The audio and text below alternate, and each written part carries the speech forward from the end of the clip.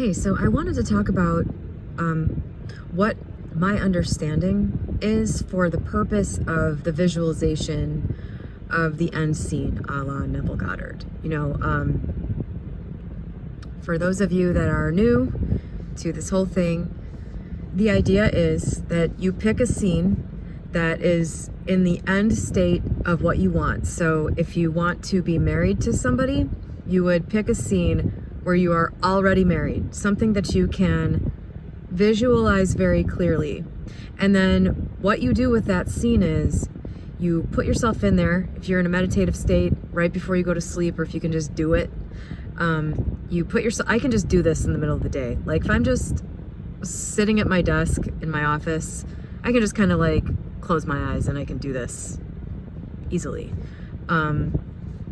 You put yourself in the scene and you feel it, and it needs to be a short scene so that you can do it over and over and over again with focus. That's the purpose of it being kind of short and to the point.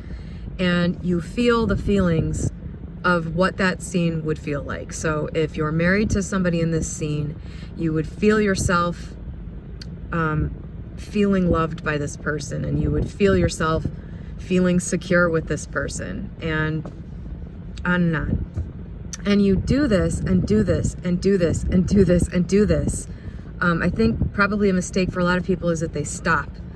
You do this and do this and do this until you reach the point where, in my description, it's like you're a kid that got a bag of candy, from Halloween, and you've just eaten so much candy, you're just like, I never want to see candy again. I've had enough candy. That's the feeling for me. Not in like a negative, bad way, but it's just like you're full, like your sugar level is as high as it can be. It's the same thing with the scene and the feelings about the scene. It's like, okay, I felt this, I got it. I'm full of the feeling. I don't need to do this anymore, basically. That's been my experience of it. And I wanted to explain my take on the purpose of this, like what it actually does. I have this feeling that if I want to keep talking about this, I'm going to have to learn some of the brain science behind this, but I can tell you what I think it does, essentially. What it does is you spend so much time feeling this certain way that you're not feeling in your 3D immediate reality. You spend your time feeling this other way, and what it does is it does something to your brain. It does something to you. It does something to how you feel outwardly all the time. And either on a conscious level or a subconscious level or both, something in your brain says, okay, I know what it feels like to be in this scene, and I know what it feels like to be in my current reality. And there's something that must change between here and there to create this exact feeling of this scene. Not necessarily even the emotions of the scene, just the feeling of the scene. And so either consciously or otherwise, you will begin to shift into that person, into the person that fits in that scene. So, if you're feeling secure in your scene with your person or whatever, your brain or something is going to understand the ways in which you are not presently outwardly in 3D a match for that thing. And it's going to start to drive you towards doing the things that will get you to the point where you are the person in that scene. That to me is what the purpose of this is. It's what taking on the state means. It changes you. And so when you take on the emotional state of something else, or whatever, however you want to describe it, when you take on the feeling of being the person that's in that scene, you do this from first person, then there's a mismatch between your conscious reality and your outward reality, and you will just naturally begin to change that. Maybe it'll be a big thing. Like, the conscious part of this for me is always when I imagine myself, for me, like with a relationship, when I imagine myself in a relationship with somebody that feels right, it's like I come back to reality and I go, well, okay, this, and this about me now really don't fit into that scene. I'm insecure right now about myself in this area, this area, this area. And so obviously for me to fit into that scene, those things would have to change. A lot of this stuff is rational and conscious for me. And I just, not that it always was, but I mean, I've been at this for 20 years and really trying to pick it apart and figure out how it works because I want ultimate power over everything. So, that's what I think it does for me, is it consciously, outwardly, I'm like, okay, I know how I don't fit into that scene right now. I can see, I feel what it feels like in this scene. And I have to feel like that right now, like that has to be how I actually am. So part of this stuff is conscious for me. The part where I naturally end up in that scene somehow with that person, I don't know how that stuff presents itself, but I know that it does.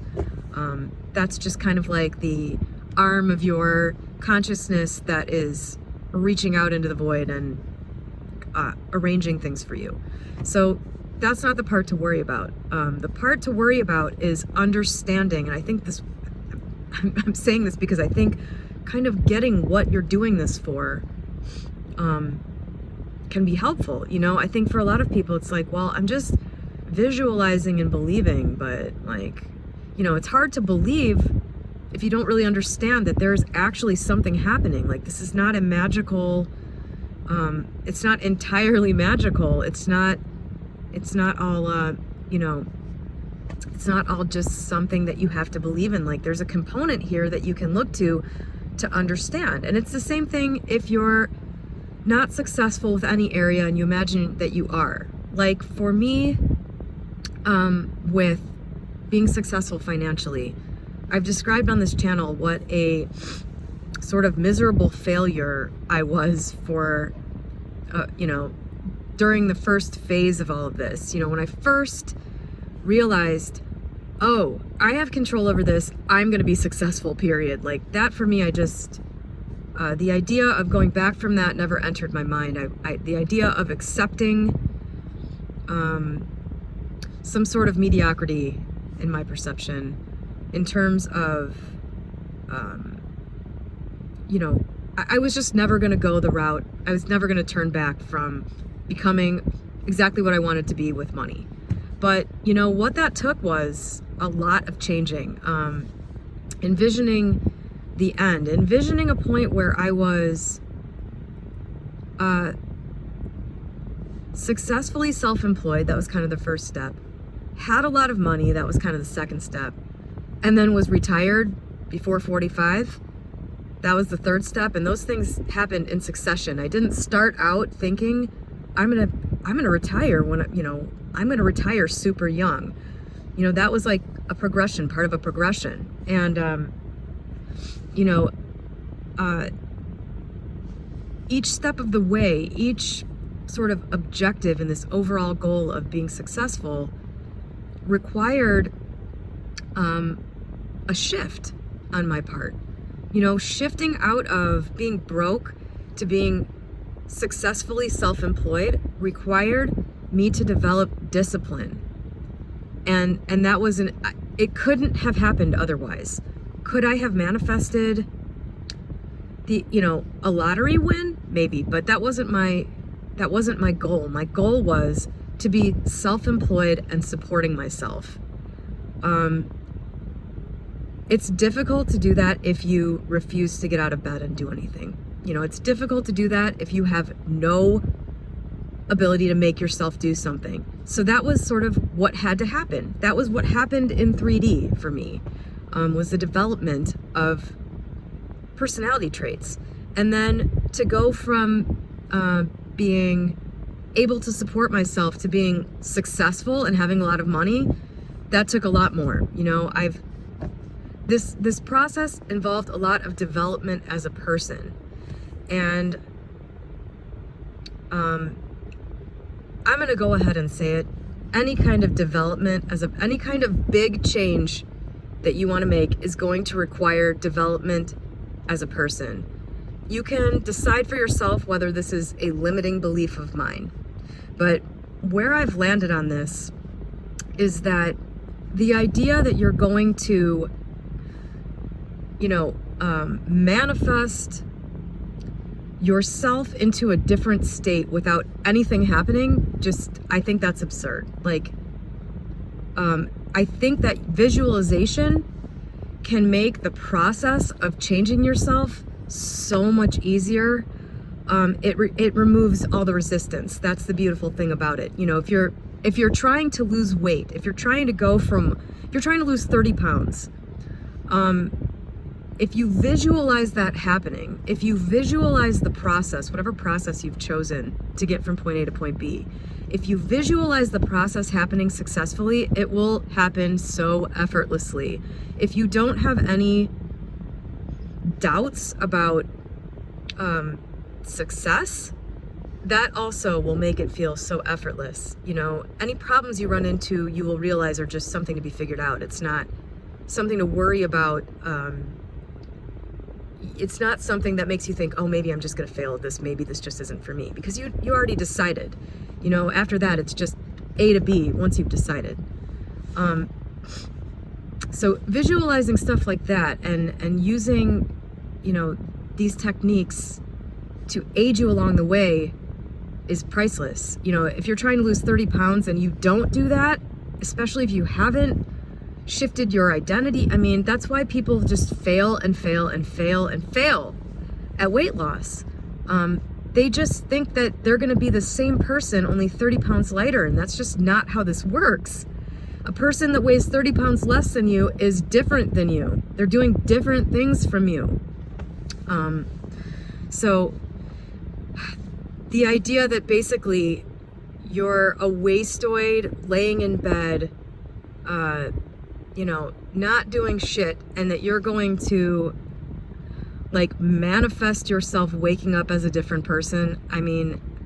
That if you can do that, that's really cool. That's not the pond that I'm swimming in. So yeah, I just think that idea is absurd. I don't know anybody who's done it. I haven't heard of anybody who's done anything like that. I've seen no evidence whatsoever that making these huge changes does not require personal development and change. So yeah,